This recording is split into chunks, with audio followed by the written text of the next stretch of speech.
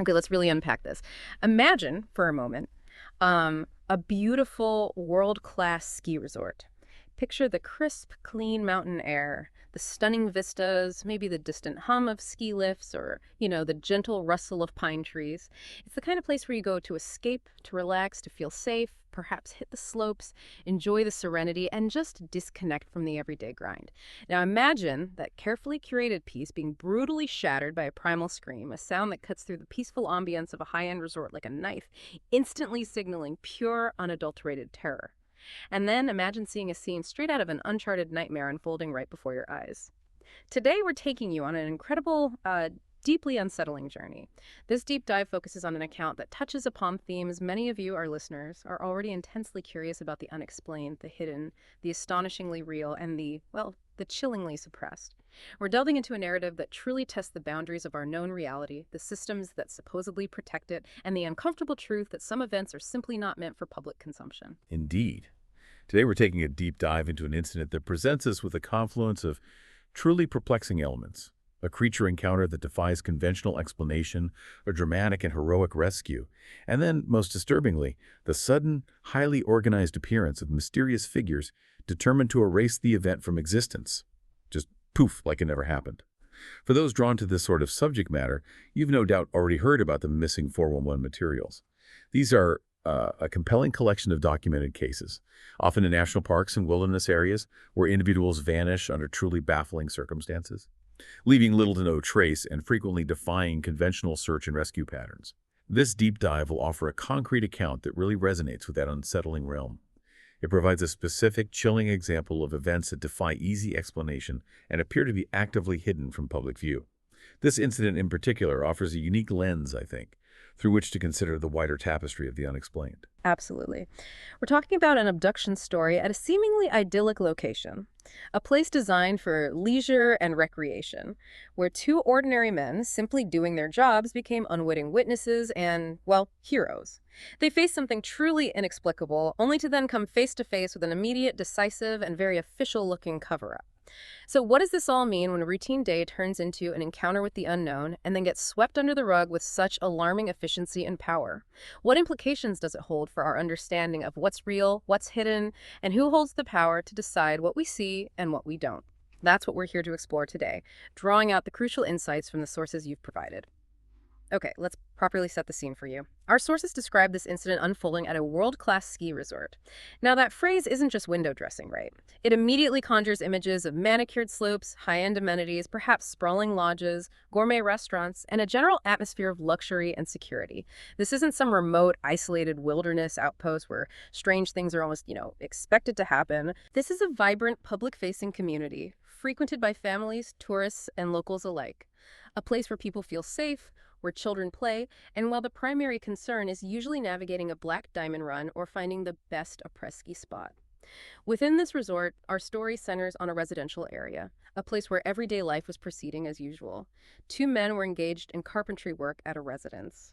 Imagine the sounds, the rhythmic hum of power saws, the precise tap of hammers, the mundane, reassuring sounds of construction, all against the backdrop of what should have been a serene mountain environment. They were doing routine, normal, human work, the kind of activity that grounds you firmly in the everyday. It's a powerful contrast, isn't it? The sheer normalcy of their day, the predictable rhythm of their work, against the backdrop of a place designed for leisure and open to thousands. This contrast is, in my view, profoundly significant. Yeah. When such extraordinary events unfold not in some deep, dark, forgotten corner of the map, but in a bustling, high-end resort, it inherently challenges our perception of safety and the known world. It forces us to question the very fabric of what we consider normal or secure. It implies that these phenomena aren't restricted to the deep woods or the uncharted trails. They can pierce the veil of our everyday lives in places we least expect them, places we consider utterly domesticated and under human control. This incident asks us to reconsider where the boundaries of the unexplained truly lie, and whether our zones of comfort are as impregnable as we'd like to believe. It speaks to a vulnerability we rarely acknowledge. That ordinary scene, however, was about to be utterly transformed in a heartbeat. Our sources tell us that the men's routine was abruptly shattered by an unmistakable, terrifying sound. A woman screaming! And this wasn't just a distant cry for help, it was coming from behind a nearby cottage, close enough to be jarring, urgent, and utterly impossible to ignore. Think about that for a moment. A scream is a universal signal of distress, a primal sound that bypasses logic and immediately commands attention. It's an instinctive call for help, a sign of immediate, grave danger that compelled these men, without a moment's hesitation, to act. That piercing sound must have just cut through the result's gentle hum, overriding everything else. What's truly compelling here is the instinctual, deeply human response. Just dropping everything, running towards danger, not away from it. It speaks to a core human drive to help, to intervene when another human being is in profound peril. In that split second, these men didn't stop to analyze or question the source. They reacted with pure, unadulterated courage, driven solely by the piercing urgency of that scream. It cuts through all the layers of modern life, you know. It reminds us of a fundamental human connection and the raw bravery that can emerge when faced with another's suffering. It's a testament to the sheer power of that sound to elicit an immediate, heroic response, even from ordinary individuals in an extraordinary circumstance. And then they saw it. The unspeakable sight that would change their lives forever. Our sources state they dropped their tools and ran behind the house to see a large creature dragging a woman by the leg into the surrounding forest. Yeah. Here's where it truly becomes chilling, truly bizarre. The description of this entity is both chillingly vague and powerfully evocative, hinting at something beyond our current understanding. It was much bigger than a...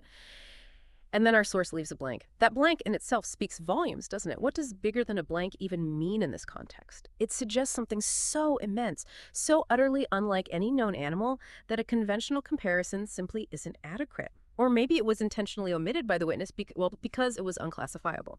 The witness simply couldn't or wouldn't put a name to it. And it gets more specific and even more unsettling. The creature was using its front arms or legs to help it drag her away. Front arms or legs.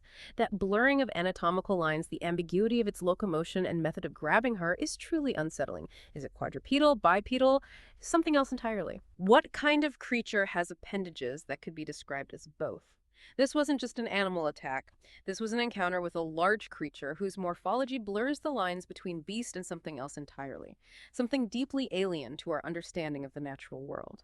Imagine the primal terror of witnessing something so utterly out of place, so monstrous in a setting like that. This description raises several profound questions.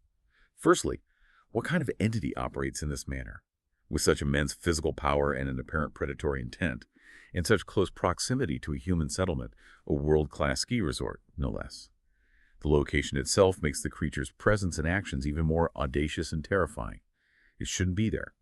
Secondly, the ambiguity of its limbs, the description of front arms or legs, rather than simply paws or hands, strongly suggests something beyond common wildlife.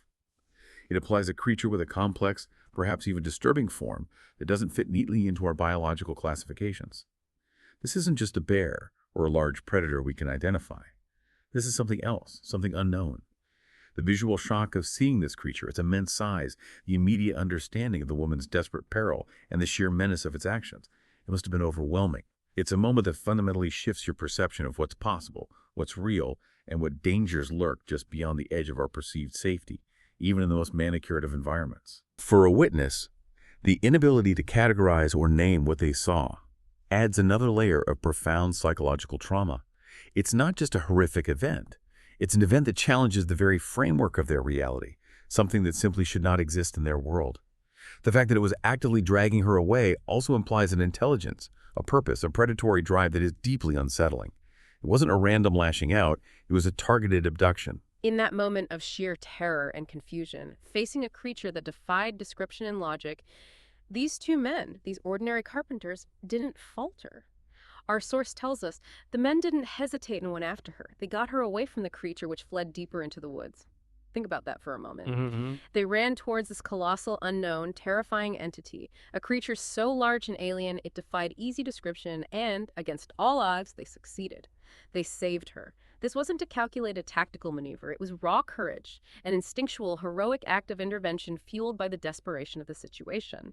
Their quick thinking and sheer bravery in confronting the unknown are truly remarkable and perhaps incredibly rare. If we connect this to the bigger picture, their bravery is indeed undeniable. Absolutely. They intervened directly in a situation that most would instinctively flee from, highlighting the profound impact of witnessing such a violent, unexplainable act. It's the kind of selfless heroism that stands in stark contrast to the utter alienness of the creature they faced. The creature's unexpected retreat also merits a moment of thought.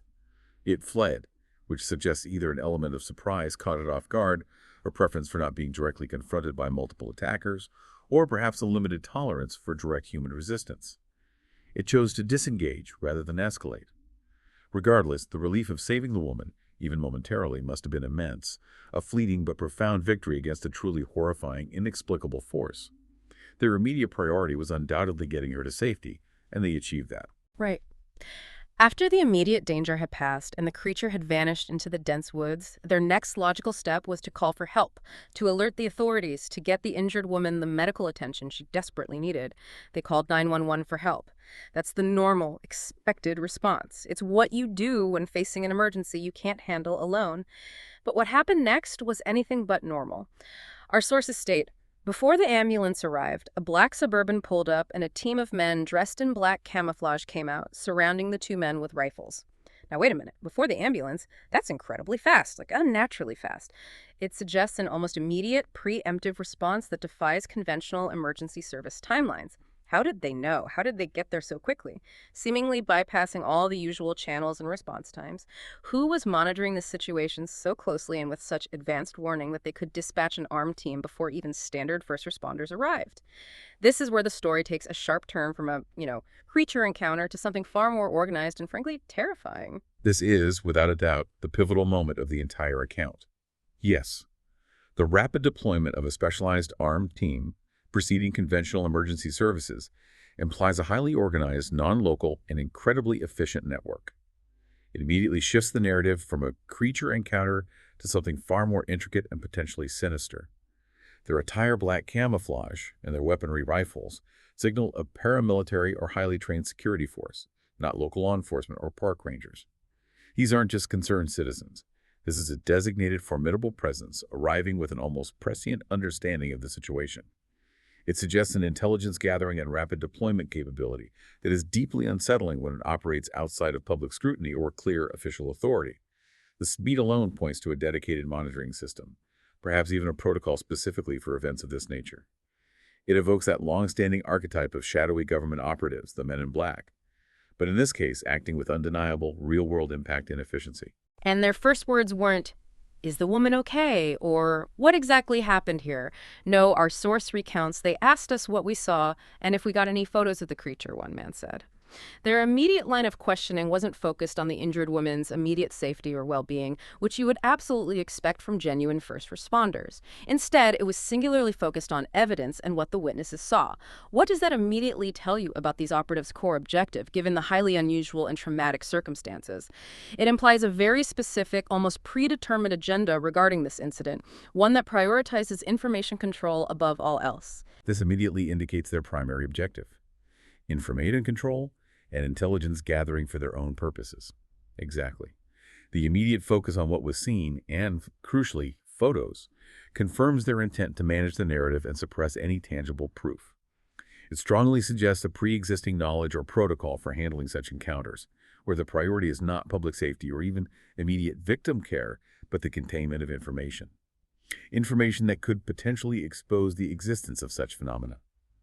Imagine the tension of being surrounded by armed men in black camouflage, rifles pointed, and subjected to such pointed questions immediately after a traumatic, life-threatening event. It would be an incredibly intimidating and disorienting experience, designed to assert dominance and control over the witnesses and their perceptions, essentially shaping their account from the outset. Their questions weren't about helping, but about containing. And the men, still reeling from the creature encounter and the shock of these mysterious figures, made what, in hindsight, was a critical error in judgment. An understandable one, perhaps, given the immense pressure and the intimidation they were facing. They told the men in black that, yes, they did have photos. We told them yes. Then they wanted our phones to see the images. The men recounted, that was a mistake. They deleted all of our images, including personal stuff. A mistake, indeed. This wasn't just about removing evidence of the creature. They went much, much further. They deleted personal stuff, too. Think about the implications of that. Not just the creature photos, but cherished memories, personal moments, documents, perhaps contact information. all wiped away without a second thought. That's an incredible overreach, a total disregard for individual privacy, and a complete, comprehensive erasure of their ability to document any part of their lives, not just the incident itself. It's a profound violation that speaks volumes about the lengths these individuals were willing to go to ensure total silence and the absolute destruction of any record, however tangential, that might exist on those devices. It's not just about what they saw, it's about making sure the witnesses themselves lose a part of their own reality. This action is profoundly telling. The deletion of all images, including personal ones, demonstrates an absolute ruthless commitment to eliminating any potential record, however insignificant or indirect, of the incident or even the lives of the witnesses themselves. It signifies a profound level of control and a willingness to violate personal boundaries to maintain secrecy. This suggests that even a single, seemingly innocuous image on their phones could have significant undesirable consequences for these unknown operatives. It hints at a very specific and fragile agenda they are trying to protect. What exactly were they afraid of? Perhaps metadata from other photos that could pinpoint the location or timestamps, or even just the existence of phones that were present during such an event. Who knows? It illustrates the helplessness the men must have felt as their personal data, their memories, their digital lives were wiped clean, a physical manifestation of the incident being systematically erased from existence, starting with the witness's own possessions. It's a calculated psychological tactic as much as an information control measure, designed to leave the witnesses feeling utterly powerless and isolated. Meanwhile, amidst this chilling interrogation and digital erasure, the expected help finally arrived for the woman who had suffered the horrific attack. The ambulance arrived, and the EMTs examined the woman before rushing her to the hospital. The men who rescued her had also observed her injuries, and the details, as recounted in our sources, are horrifyingly specific. The man continued, "She had holes in her leg and ankle from where the creature latched onto her. Physical evidence of the creature's attack, holes in her leg and ankle. This isn't just a sighting or a theoretical encounter, it's a physical assault, confirmed by observable, medically verifiable trauma. The tangible, undeniable proof of what she endured, a testament to the creature's power and intent."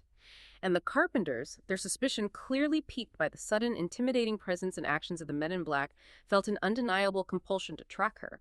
"We had a feeling those men in black were up to no good, and we worried about the woman's well-being, so we followed the ambulance to the hospital." Their instinct told them something was deeply wrong, that the woman was still in danger, not from the creature now, but from these highly organized, clandestine operatives who seemed more interested in controlling the narrative than ensuring her safety or justice. This act of following the ambulance, despite their recent trauma and intimidation, speaks volumes about their mounting distrust and their concern for the victim. The physical evidence is indeed crucial. It grounds the incredible story in undeniable fact. Yeah. The detailed description of holes in her leg and ankle from where the creature latched onto her provides a chilling and medically verifiable aspect to an otherwise unbelievable narrative. It confirms the reality of the encounter and the violent nature of the creature, lending weight to the entire account.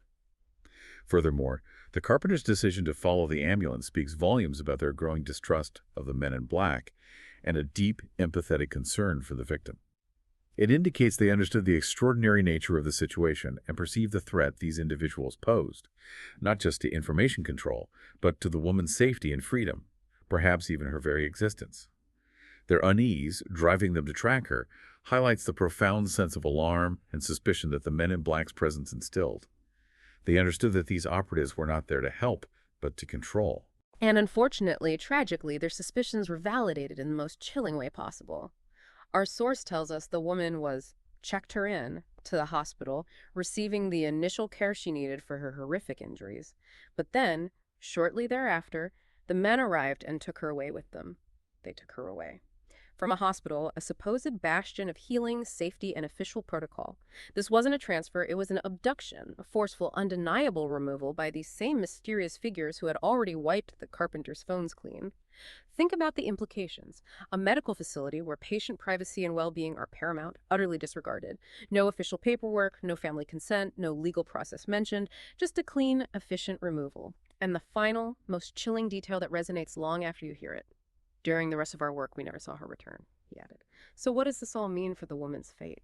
She effectively vanished, spirited away by these operatives, leaving no trace, no explanation. Her disappearance isn't just an outcome, it's a statement about the power these individuals wield. This is, without question, the most critical and unsettling part of the entire account.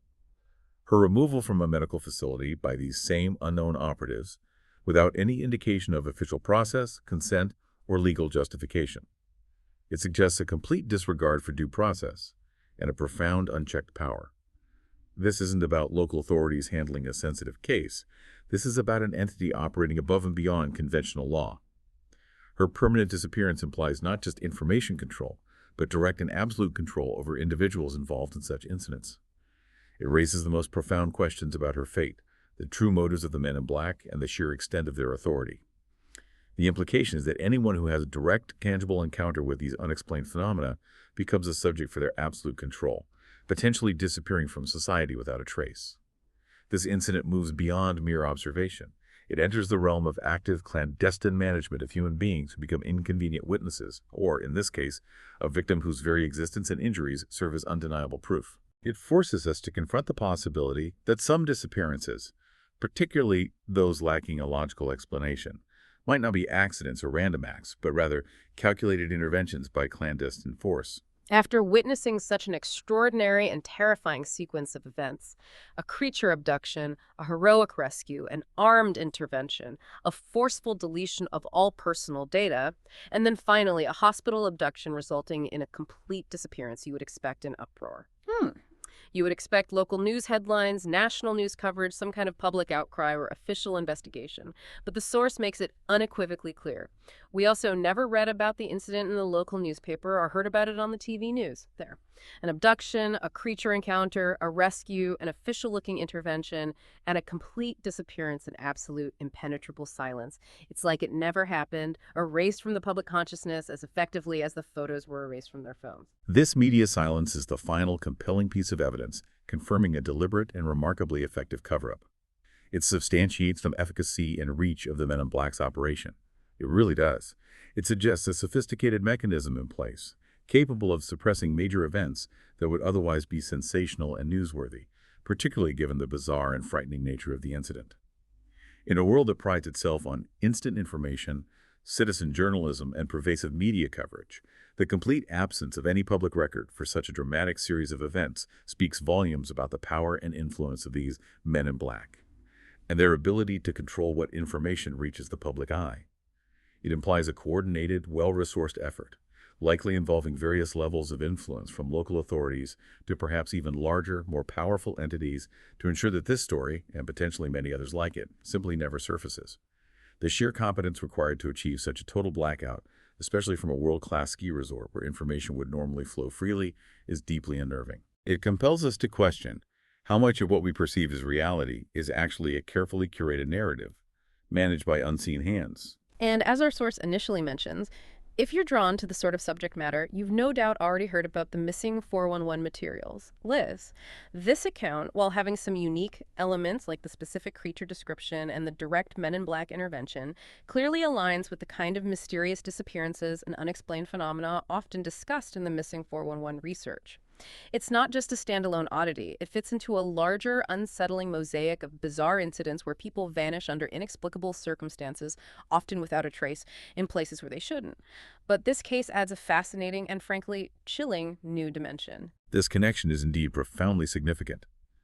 While Missing 411 often focuses on unexplained disappearances in wilderness areas, frequently characterized by a lack of tracks, unusual weather phenomena, and inexplicable search and rescue failures, this incident introduces a creature encounter followed by an overt human-orchestrated cover-up. It broadens the scope of unexplained to include direct physical intervention by a shadowy organization. This implies that some disappearances might not be purely environmental or creature-caused, but actively managed, even facilitated or cleaned up by a clandestine human element. Consider the common themes in Missing 411. Bizarre circumstances, victims found in impossible locations or with strange injuries, and official bafflement. This story offers a potential, albeit unsettling, explanation for some of those baffling elements. What if the bafflement isn't always genuine? What if the lack of evidence is because it was meticulously removed? What if the strange circumstances are part of a larger, managed scenario? This deepens the mystery, suggesting a proactive, intelligent force at play in managing these phenomena rather than merely observing them. It makes us wonder if these Men in Black scenarios are a parallel, equally disturbing aspect of the unexplained, perhaps even connected to or overlapping with what we categorize as Missing 411. It forces a reevaluation of the entire field of such disappearances. So we're left with so many questions, aren't we? Haunting, lingering questions that echo the silence of the media blackout. Who exactly were these men in black? What organization do they represent? And what is their ultimate agenda in controlling these kinds of events? What kind of creature was it, operating with such brazenness and power, so boldly near a populated world-class resort? And most importantly, what happened to that woman? Her disappearance from the hospital, snatched from a place of sanctuary by these operatives, is perhaps the most haunting aspect of this entire account.